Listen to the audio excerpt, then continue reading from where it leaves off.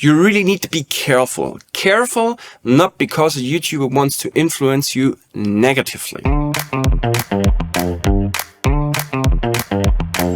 Let's be honest, YouTube is a damn jungle of educational videos, of choice and of overload. Of course, it's a brilliant way to get information quickly and easily without having to pay anything.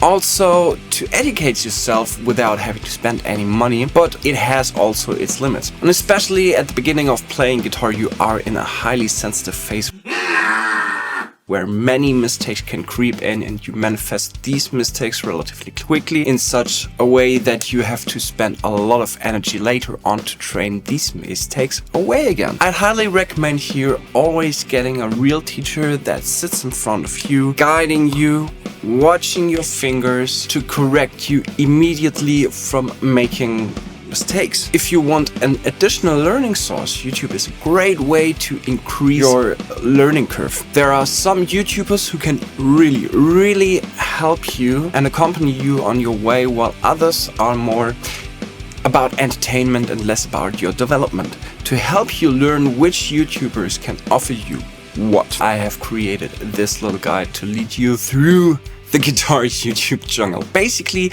I differ between three different types of YouTubers: the teacher, the entertainer, and the gear YouTuber. The easiest to describe and usually the most fun is the gear or infotainment YouTuber. This one presents guitar, amps and pedals and accessories for you.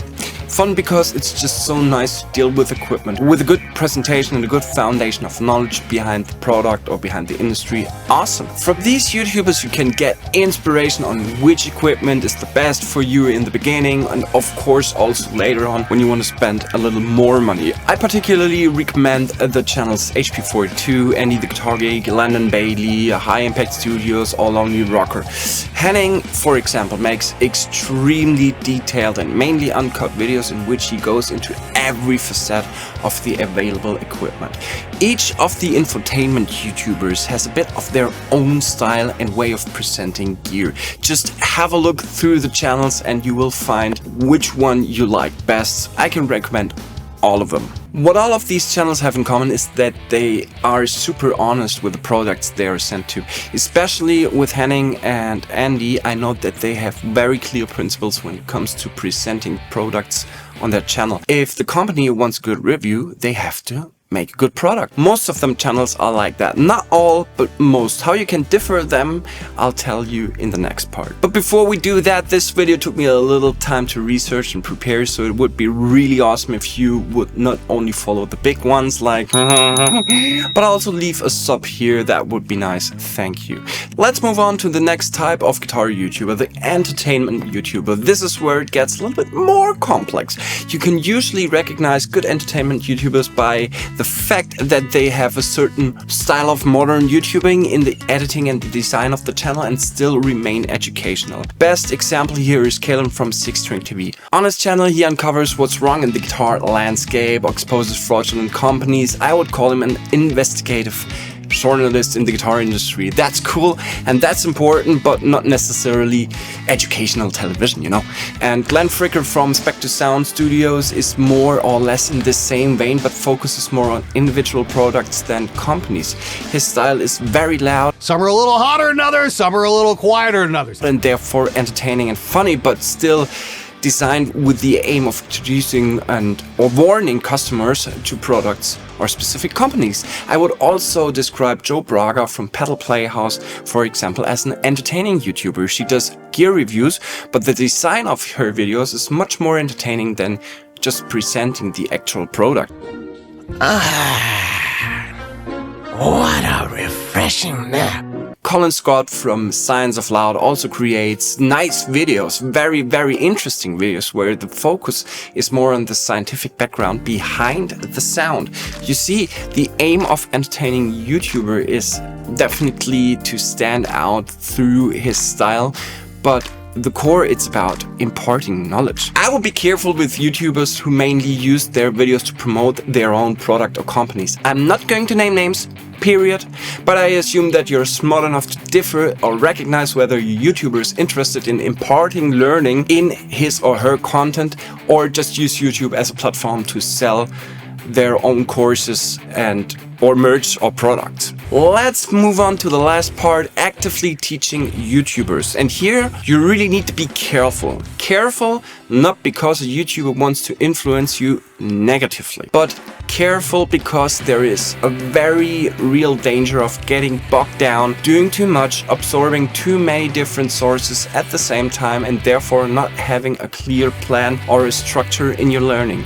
For example, if you search for a video on the topics modes, you find an endless number of videos that are similar in essence and yet all have a different approach with different exercises. I don't know all educational YouTubers by far, so I'll give you a brief overview of YouTubers that I really appreciate and that I give my students as learning support. Here is an overview of the YouTubers who have helped me the most and who I consider to be extremely competent. I included an indication of which subject or area I would recommend this YouTuber particularly for, and also for which stage of learning I recommend the YouTuber to.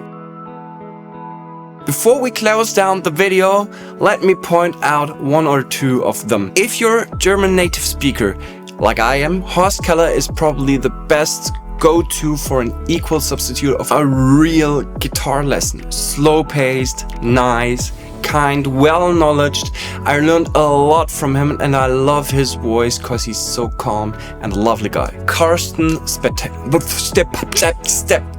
Stepanovic. His lick series, cheap licks that sound expensive, is just insane. No, Karsten, these aren't cheap licks. And yes, you have to pay with a lot of hours to learn to play like this little motherfucker. We're friends, I can say that. And finally, the one and only Rick Beato. Rick is one of those guys who always wants to sell you shit. Buy this, buy that, here's my Beato book, blah blah blah blah blah. I get it. Who can afford a house in Los Angeles or wherever he lives from the few thousand clicks that he makes on a video? No one. But damn, has this man cool concepts on his channel. I watch his videos on a daily basis. Not that he needs my shout out, but it's not about him. It's about you and where you get your inspiration, your information and your education from. And where would I see me? I see myself as the little indie kid that 10 years long thought that he needed nothing more than power chords and finally found out that there's guitar solos.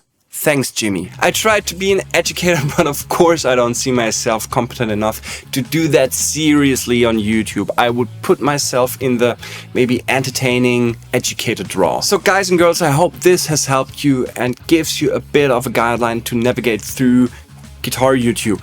I can only recommend that you get to grips with a YouTuber who can really help you and that you trust, and do not accept everything that someone says on the internet.